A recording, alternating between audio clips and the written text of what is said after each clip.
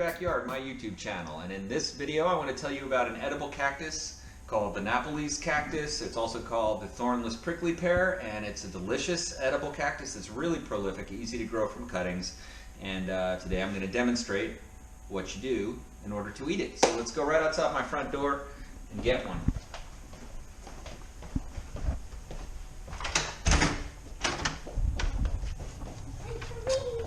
Okay, now this is one of many prickly pears I've had over the years, and you can see it has these really cool flowers, which I love.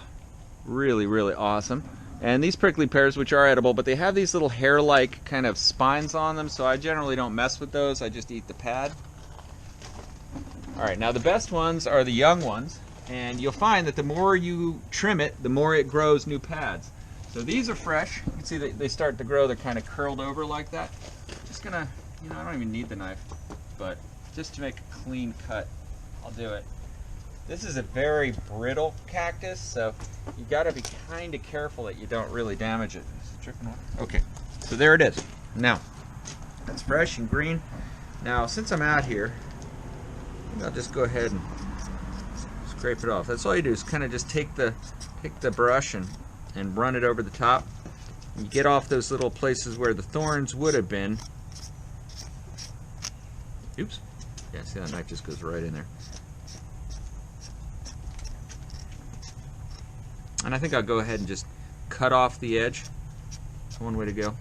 You definitely don't want these little areas to be left on the cactus because they have little hair-like irritating, they're not thorns, but they're just like irritating little hairs is what I call them. You see they're all off from now. Oops.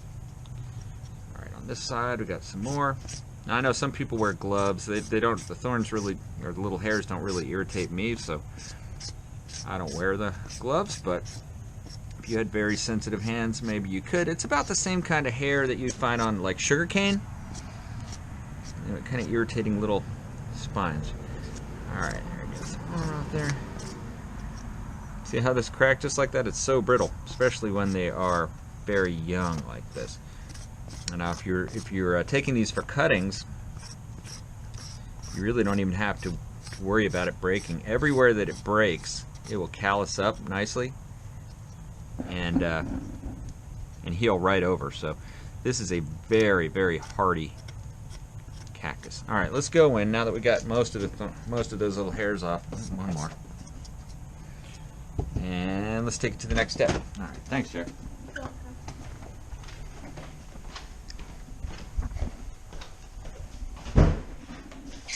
Okay, now we don't know what kind of critters have been crawling on it, but I've got some guesses that one of the critters that's been crawling on it is the lizard. We have a lot of garden lizards in our yard. So I don't really want to be having anything to do with what they've got going on. Sometimes actually lizards and stuff can have salmonella bacteria on them, so I really want to wash it very well. Alright. On this particular video, I'm just going to eat it raw. I love eating raw vegetables. And I guess you could consider this a vegetable, a true vegetable. Actually, what most people call vegetables are actually fruit. But the vegetable is actually the vegetative part of the plant, the leaf of a plant. So like lettuce is a vegetable, tomatoes a fruit. Alright, so there it is. Look at that. This thing weighs about, I don't know, probably close to ½ pound. So just that little pad weighs that much, and it's a pretty big size. Alright, let's go ahead and cut it up.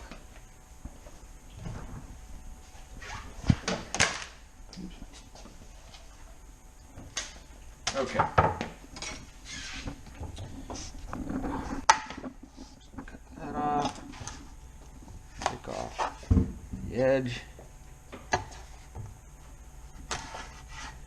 And that's, you see those little spots. I find that they're too hard to get off anyway, so it's easier just to cut them off. And when you cut it, see this inside, it almost feels like aloe vera. It's almost like a little sliminess to it, or like okra, has that same consistency. And it smells almost like fresh cut grass.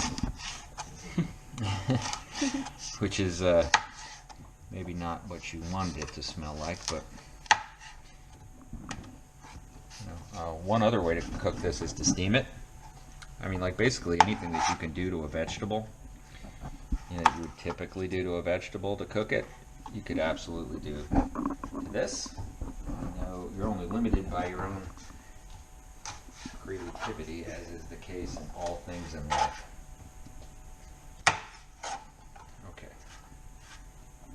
got all those off, and now it's time for the taste test.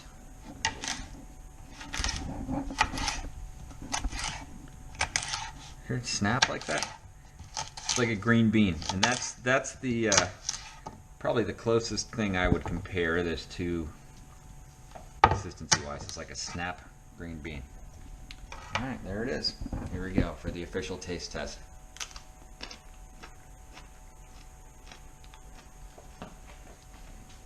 Okay, so the flavor is definitely very much like a green bean, like a fresh green bean, but more sweet. It's got a sugary flavor to it. It's almost like a pea, between a pea and a green bean, but the consistency is kind of slimy. So if that bothers you, then you probably don't like okra either. It's almost like aloe, and aloe can be eaten as well. In fact, it's great for if you have stomach problems to eat aloe. Most people don't think of that, but it's completely edible and is excellent for the lining of your stomach. Jack, you want to try some? No. Try it. No thanks. That's a really good. So, the Nopales Cactus, Thorn-less Prickly Pear. Hey, if I know I have some people that do prepping that watch this channel, but if there was a situation where grocery stores weren't operating, I couldn't just go to the end of the street, I could sure eat this. No problem. It'd be just fine. Might have to eat some of those lizards too. No. Alright. Thank you for watching Eat Your Backyard. If you like this video, don't forget to give it a thumbs up on YouTube. And if you like videos like this, go ahead and subscribe to my channel, Eat Your Backyard, and you'll be notified as new videos come out. Thanks for watching.